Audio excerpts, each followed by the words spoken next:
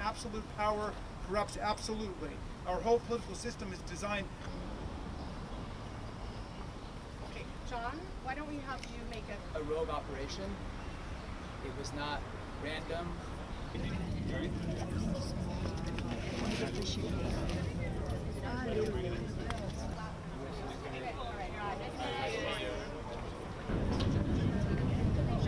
Yeah, I was in New York City for 7 months. Owner of the Washington Post, Jeff Bezos, to the podium. It is unimaginable. And you need to know we are here and you are not alone. Honored to welcome Hatice Cengiz, the fiancée of the late Jamal Khashoggi. Thank you. Proud to see you all here, and with you all I still seek justice.